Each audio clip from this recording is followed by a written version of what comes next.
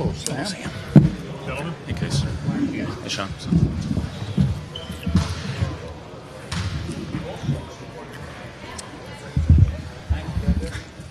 Just a few quick remarks. First of all, last week I mentioned that we understood Dwyane Wade's wishes in terms of this stage of his career, and mentioned that Gar had been speaking with his representatives last week and a little earlier than that. And through the weekend, Gar and Leon Rose were able to with our organization involvement, come to an agreement with Dwyane. And just want to say this, obviously we've chosen a different path, and we understood that Dwyane at this stage wants to try to play for a contending team. And when both sides can agree to that's probably best in that situation, then something had happened. So I want to say Dwyane was professional the entire way through his time here. We have nothing but good things to say about him. A professional, great player, can still play the game. So we wish him well, and we're happy that he's in a good place, and we'll find a situation that's best for him. And we're happy now that we can, again, just clearly defining the direction we're going. With that said, we're obviously here another season. We're excited about the opportunity that's ahead of us. We understand where we are as an organization, but with that comes great opportunity for a lot of our young guys. And the culture that Fred and his staff have established here this summer has been great to see. So we know that we have a lot of work ahead of us, but the key for us going forward, and we've mentioned to our young kids, is that the only expectations we have of them are to work hard every day, compete, be a group of players that people do not want to have to face, because they know at the very least they're going to compete and play hard every night. And that's how we're going to begin to evaluate what we have. So with that said, I'm going to let Gar speak to a couple of issues. Well, I think like John said, I think we're all excited to get going. I think what's exciting for us is to start in this direction and start the rebuild. I think we've positioned ourselves well to head down this road. And when you can get three young players like Markkanen, LaVine, and Dunn to add to the young players that we already had here, that's one key to the road that we're headed down. The second is obviously having all our first-round draft picks into the future is going to be a big part of what we're trying to build here. And the third thing is to have cap flexibility with what's happening in the market around the league. And we've got flexibility at this point, and we'll have flexibility into the future. So I think those three things are really important to us.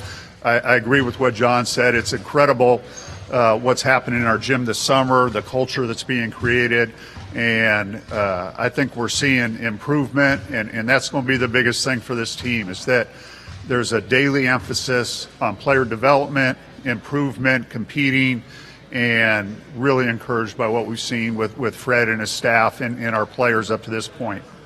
Yeah, and I just want to start out by giving our players a lot of credit for the commitment that they've shown to be in our gym. Really, some of them all the way going back to Summer League. And we've had 16 players in our gym since Labor Day. And I give our veteran guys a lot of credit. Robin Lopez, Justin Holiday, Quincy Pondexter, Zach LaVine, Bobby Portis, guys that have been around here now, some of them for several years, and have led our group workouts.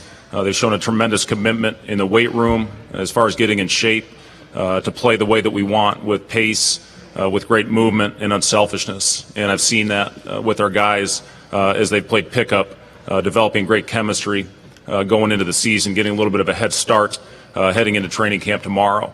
So I've been very impressed with the attitude and the mentality of our players.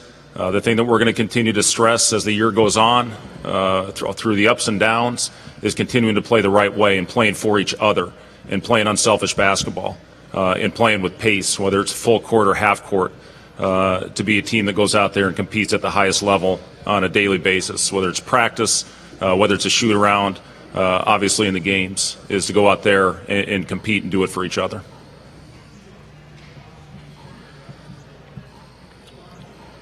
Questions? Fred, over here. Can you talk about just how, without any established players, with fewer established players as you've had in the past, how much more do you agree that it'll be more obvious to see your coaching style, your offensive style? And as a coach, does that part of this season maybe excite you a little bit? Well, yeah, I think the biggest thing that you do every year when your roster gets set is to figure out the strengths of your players and try to put them on spots on the floor where you can utilize their skill set and put them in a spot to be successful. So I just look at the different dynamics of the teams. This year's team, it's a young athletic team. We've got the ability to play different lineups, some lineups where there's a lot of shooting on the floor. It is players that some of them are getting their first opportunity at this level. But I'm excited about that because I've seen the commitment to be in this gym every day, and that's an important part of becoming better as a group. I'm very excited to coach this team, very excited. Again, just from what I've seen in the short amount of time that we've spent with these players, it's going to be fun. And again, get up and down the floor and to play an exciting brand of basketball is something that I'm looking very forward to. When you guys signed Wade last year, you said that you were hoping to be a great influence on the young players. Did he not have the impact on the younger players that you had possibly hoped for? And secondly, how important was this to get this done before the season started so it wouldn't be a distraction? You can just move forward. You know, I thought Dwyane was really good. In fact, we talked earlier, and some of the young guys, they were influenced by Dwyane. His professionalism, his Hall of Fame career, they took notice of that.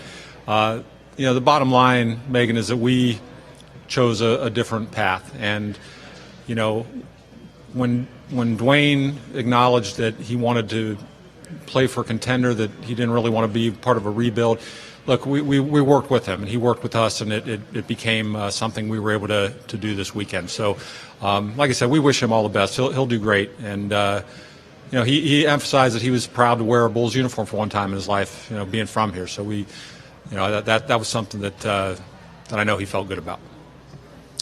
Hey, John, obviously there's been a big cross-pollination of politics and sports this weekend especially. What is your guys' stance as an organization, you personally? What's your stance on what you would like to see your team do come national anthem time, how you would like things conducted? Will you guys talk about that with your team? I mean, what is your whole feelings about that? Well, this is the first time we've been together, but we addressed it briefly with the team earlier today. And it is something we are going to talk about again and come to some agreement on what to do.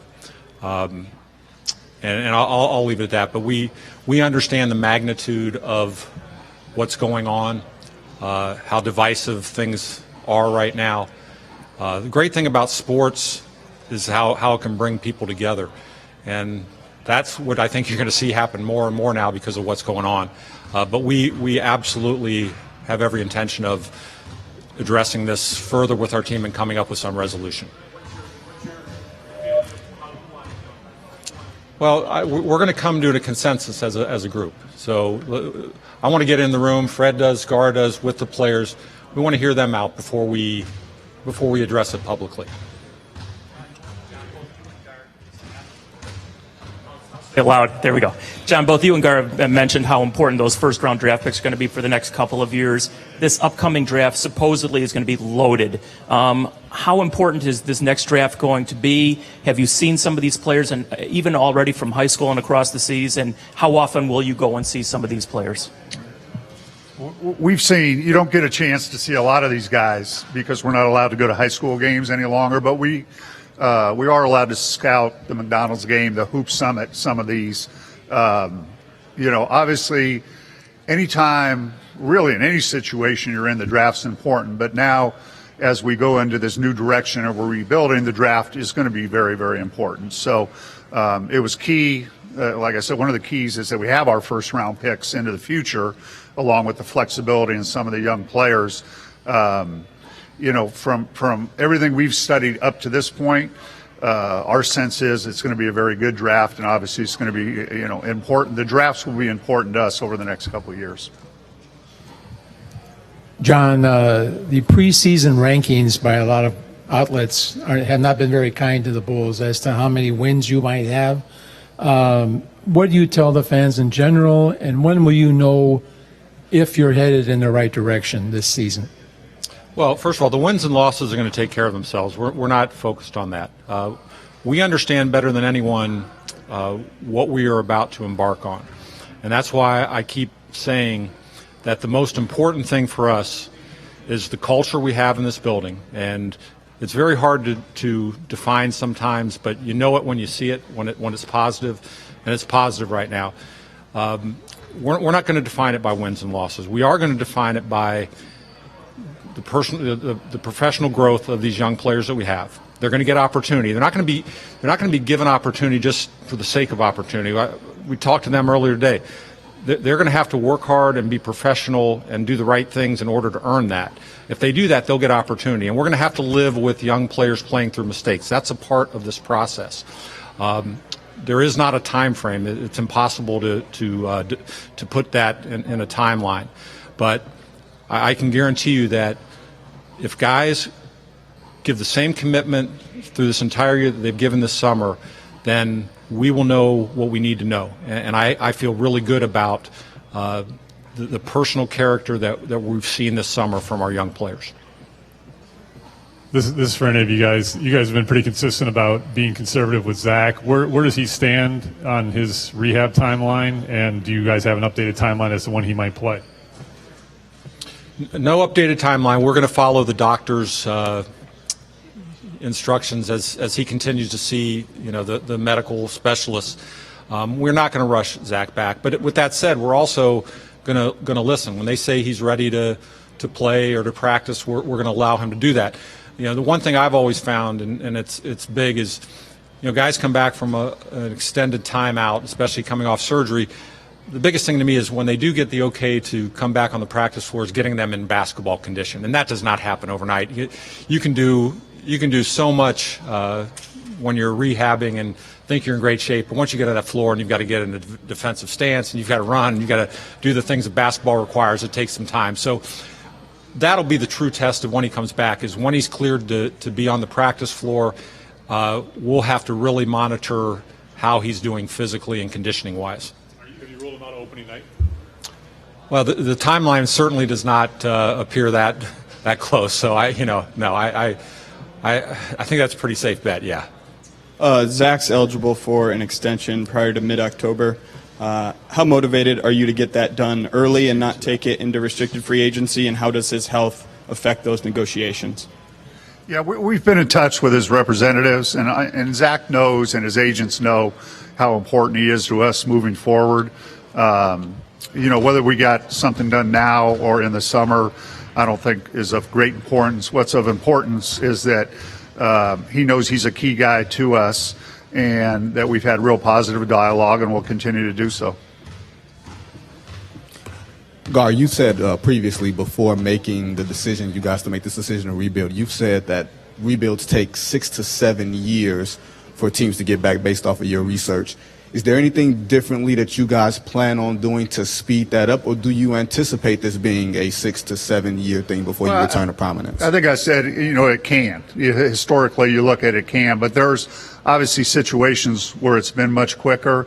And I think that goes back to the point we mentioned at the start. In our opinion, I think we have a leg up headed this direction. We're not starting at ground zero.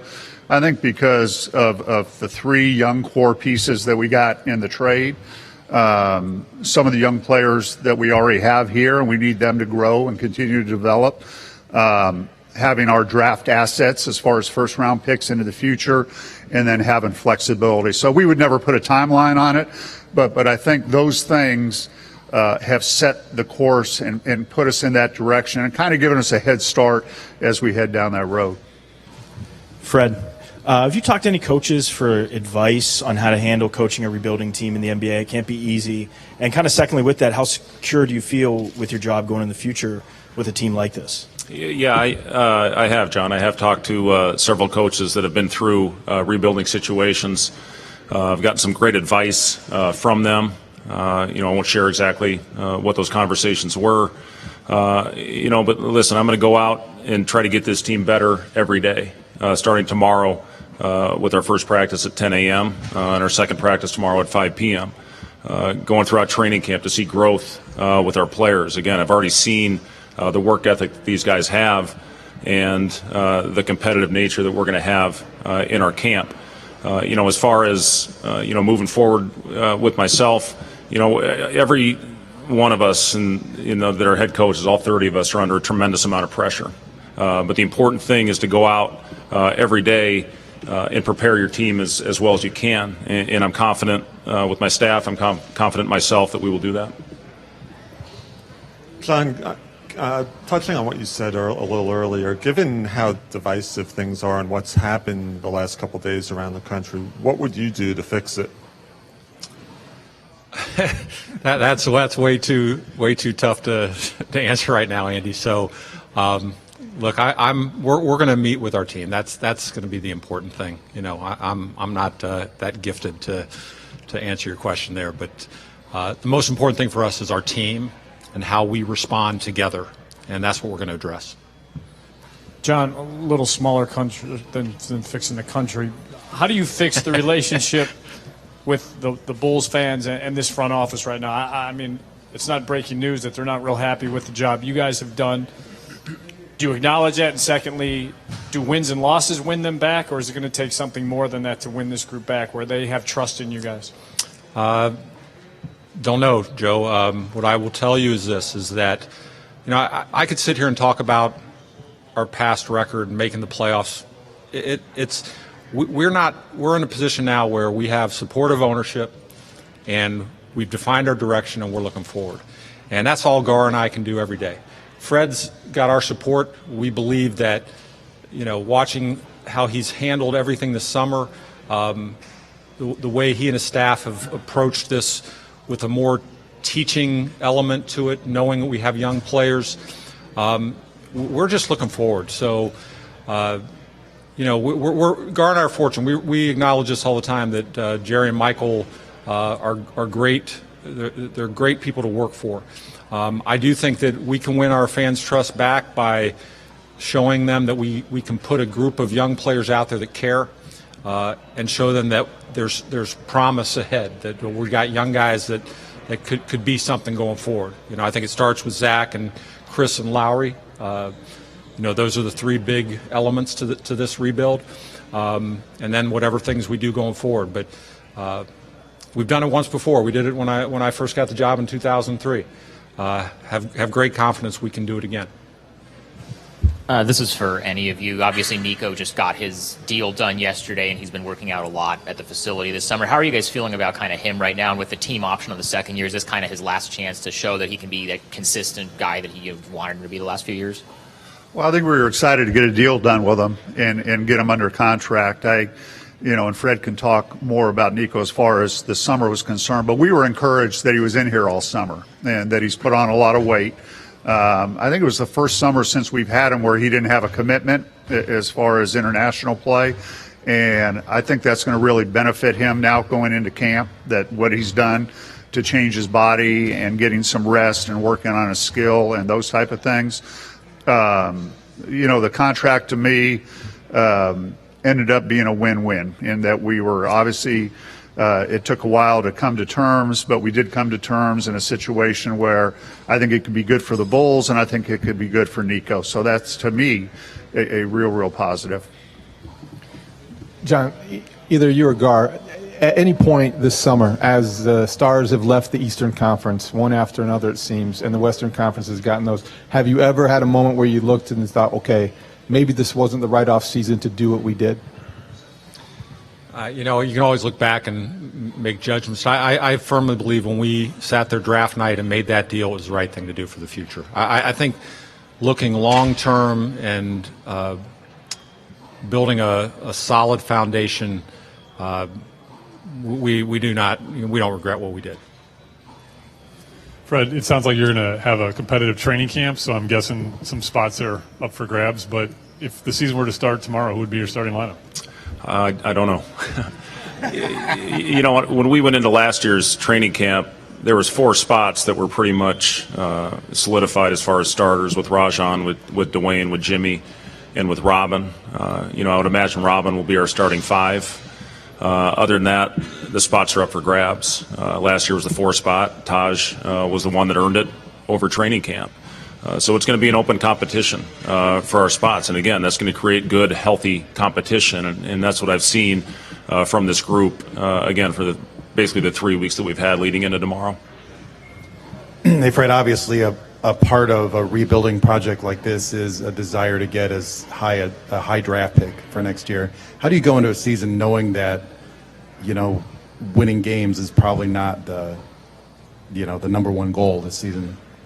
Well, that's my number one goal, Mike. I'm going out there to coach this team, to put them in a position to be competitive where we can win basketball games. That's my job. And I'll say this, I've never met a coach or a player who steps foot on a floor to lose a game. They don't, and they shouldn't. And it's what I said earlier, yes, we're rebuilding. We understand and acknowledge that there's going to be some tough times. It's incumbent on the 3 of us to stay connected, stay positive, understanding what that means.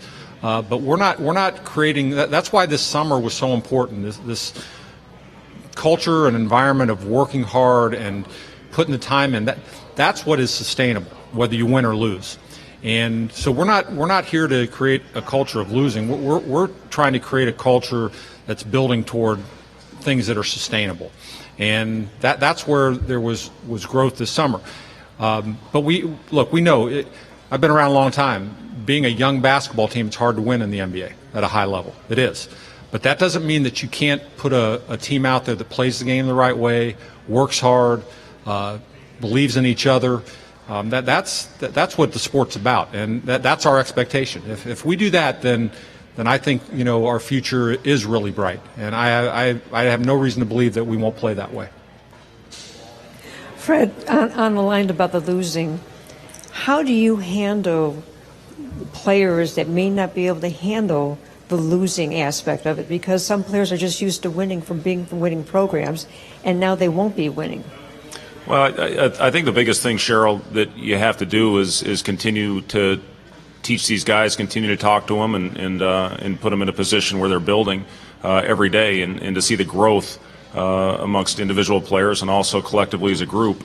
So that's the biggest thing. We're going to go out there starting tomorrow, and again build a culture that's a very competitive group of players, and that's all you can do is go out there and teach at the highest level and get your guys ready to play. And again, I'm confident that we'll do that. Gar, John, how would you guys assess Windy City's first season and going forward? How would the front office sort of monitor, scout the G League going forward?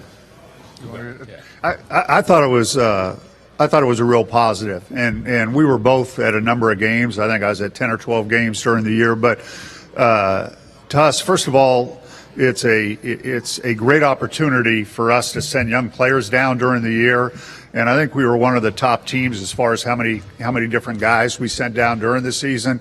But just the proximity being so close to us, and John's talked a lot about the culture that we're trying to create in this building of competing and working and skill development. And with being so close, we can have a guy on the practice floor here with Fred and his coaching staff who's maybe not getting a lot of minutes. He can get up to Windy City, play 35, 40 minutes, be back in the gym the next day. So that's been terrific. Now with the two-way players, and we're excited about the two-way players we signed. A lot of our fans saw Blakeney this summer. We think he's very talented, has a lot of upside. We'll be using that even more so. So it was a positive, and we're going to look forward to really continuing to use Windy City as part of our development program. Fred, you're a young coach, but when your newest fellow employee, Doug Collins, Coach Terry was even younger than you, would he be a good source to talk to some of these situations that you will be encountering now? Yeah, I'm really excited to have Doug on board with the organization. I've developed a very good relationship with Doug over the last couple of years. Doug was the first guy to text me after we went up 2-0 against Boston in the playoffs, and was also the first guy to text me after we lost Rajon to a broken thumb and lost Game 3 and had a tough road ahead. I met with Doug after the season for 2 hours. Doug talked for an hour and 55, and I talked for 5 minutes. But yeah, Doug's a great person, a great resource, and I'm excited to have him in our gym starting tomorrow for myself, for the coaches, and for the players. Guys, Fred has talked about how the pressure of coaching is basically, 30 guys coaching for their job. With this rebuilding situation, how do you evaluate him? Is it player development? Is it in-game coaching? Is there any, I would say, benchmarks that you guys are looking at to evaluate him this season? No, they're not. This summer was a great summer for his entire staff, and like I said, we are committed to him and how we're going about this. I think the big thing right now is, he has a style that he wants to play, and my eyes in watching the players here the last month have accepted that, bought into it, and are beginning to play that way. I think it's the way the game is kind of evolved into. Ball movement, player movement, pushing with pace, not trying to let defense get it set up all the time. We're in this. We're all in this together. There's been a lot of mention just recently about this summer and everything. Could you mention who's really stood out among these players that you've watched all summer? Fred should speak to that. Well, I don't know if I can single one person out, Sam. I just think collectively as a group, these guys have really bought in to what we're trying to teach. And again, there's rules in place to where you can only do so much with them. But from what I've seen, the foundation that's been laid at this point in the small groups that we've worked with individual workout sessions with these guys, whether they come in at 7 in the morning, which some of them have, or whether they come back at 8 at night, they're putting in the work, and that's where it starts. So, as far as singling anybody out, again, Sam, it's really been collective as a group. I've been very impressed with their approach and with their work. What are you guys expecting out of Quincy Pondexter this season? He obviously hasn't played at all in the last couple of years. So where's he at health-wise right now? Is he ready to play? What's going on? He's going to start practice tomorrow. It's obviously something that'll be monitored, and he's missed a significant amount of time, obviously the last 2 years. But we liked him as a player before that, and the reports as far as his makeup, character, leadership, the things that he brings to a team have been off the charts. So Fred can speak to what his expectations are there, but we're excited to have Quincy, starting with us tomorrow at camp. He has been practicing with us pretty much every day. We've brought him along slowly as far as how many pickup games he's playing. But by the end of last week, I guess it was, on our last day here, he had no restrictions. He played all the way through in all the scrimmages, and he looked pretty damn good. So we're excited to have him on the floor tomorrow. I echo what Gar said about his leadership. He's been off the charts in that category. He and Robin went to high school together. They played together. So there's a great relationship with those two guys, the two oldest players on our team. So yeah, it's going to be fun to have Quincy on board with us. Thanks, you guys. Great, thank you. Nice suit, Vince. He's always best dressed. Huh? Where's your suit, Nick?